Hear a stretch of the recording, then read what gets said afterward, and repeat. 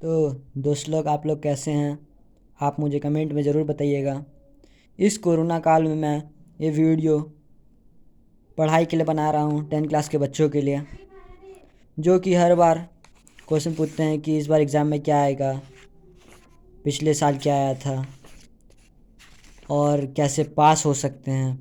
तो मैं आज आप लोगों को इम्पोर्टेंट क्वेश्चंस और आंसर्स बताऊंगा, जो कल मैंने रात को आपके लिए बनाया था। तो यहाँ पे दिया है पहला क्वेश्चन, वाहनों के अग्रदीपों में किस दर्पण का उपयोग किया जाता है? अग्रदीप। अब अग्रदीप क्या होता है? हेडलाइट। आपने हेडलाइट को तो देखा ही होगा, उसी को अग्रदीप हम लोग साइंस भाषा में बोलते हैं। तो वाहनों के अग्रदीप में किस दर्पण का उपयोग किया जाता है? तो अवतल दर्पण।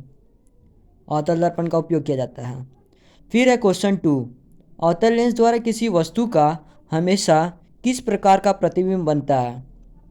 ये भी क्वेश्चन बहुत इंपॉर्टेंट है। आता है, अवतल लेंस द्वारा किसी वस्तु का हमेशा किस प्रकार का प्रतिबिंब बनता है? तो यहाँ पे आंसर में दिया है आभासी। वास्तविक नहीं, आभासी। छोटा बनता है तथा सीधा बनता है। और वही वास्तविक प्रतिबिंब में वस्तु जो होता है उल्टा बनता है, और जो वस्तु का साइज़ होता है उसी के माध्यम में जितना होता है उतने ही का बनता है। और फिर तीसरा दिया हुआ है, एक दर्पण की फोकस दूरी अगर 10 सेंटीमीटर है तो दर्पण की वक्रता त्रिज्या ज्ञात कीजिए। तो 10 इंटू 2 कर देंगे, 20 हो जाएगा। इसका त्रिज्या ही निकालना है, तो त्रिज्या जो होता है 1 गुना ज़्यादा होता है, इसलिए इसे 10 इंटू 2 कर देंगे तो 20 सेंटीमीटर हो जाएगा। अब बोला है, मैं आप लोग को एक चैप्टर से नहीं, अलग अलग चैप्टर से पढ़ा रहा हूँ। पहले मैंने आप लोगों को प्रकाश का परावर्तन तथा अपवर्तन पढ़ाया, और फिर दूसरा मैं मानव नेत्र रंग बिरंगा संसार के बारे में पढ़ा रहा हूँ।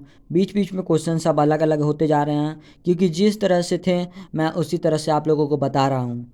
तो फिर दिया है 4 नंबर में, मानव नेत्र के उस भाग का नाम लिखे जिस पर किसी वस्तु का प्रतिबिंब बनता है। तो किस भाग पे बनता है? रेटिना। रेटिना, आँख के जो सबसे लास्ट में गोला होता है उसे हम रेटिना कहते हैं। और फिर दोस्तों, ये ला क्वेश्चन मैं आप लोगों को नहीं बताऊंगा, आप कीजिए। अगर आपको नहीं आता है तो आप कमेंट से मुझे पूछिए, मैं आप लोगों को अगले वीडियो में इसको ज़रूर बताऊंगा। फिर दिया है, अभिकारकों एवं उत्पादों के सूत्रों के रूप में किसी अभिक्रिया के व्यंजक को क्या नाम दिया जाता है? तो अभिकारक एवं उत्पाद आप लोग ये पहले चैप्टर में पढ़ चुके हैं, रासायनिक अभिक्रिया एवं समीकरण में। तो इसका होगा रासायनिक समीकरण, क्योंकि अभिक्रिया, एक में अभिक्रिया दिया रहता है, अभिक्रिया से हम लोग को उत्पाद बनाना पड़ता है।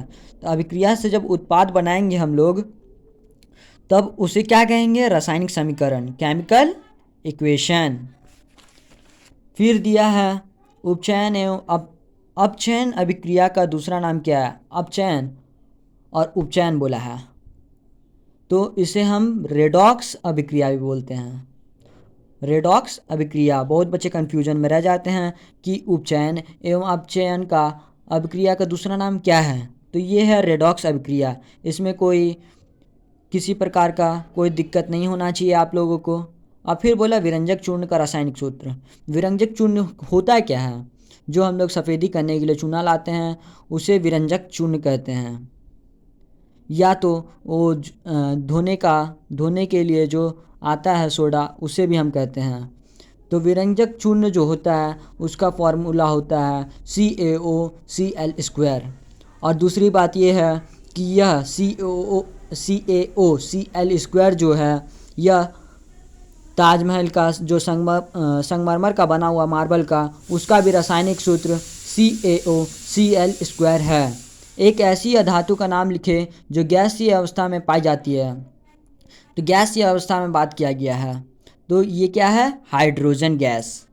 कठोर जल को मृदु करने के लिए किस सोडियम यौगिक का उपयोग किया जाता है? सोडियम यौगिक का बात किया गया है कठोर जल को मृदु करने के लिए, तो सोडियम कार्बोनेट। और सोडियम कार्बोनेट आ जाता है आपका विरंजक चूर्ण में। फिर एला क्वेश्चन आप लोगों को फर्स्ट चैप्टर में मिलेगा, रासायनिक अभिक्रिया एवं समीकरण, केमिकल रिएक्शन एंड इक्वेशन में। वायु में जलाने से पहले मैग्नीशियम रिबन को साफ क्यों किया जाता है? तो ये बहुत ही आसान क्वेश्चन है।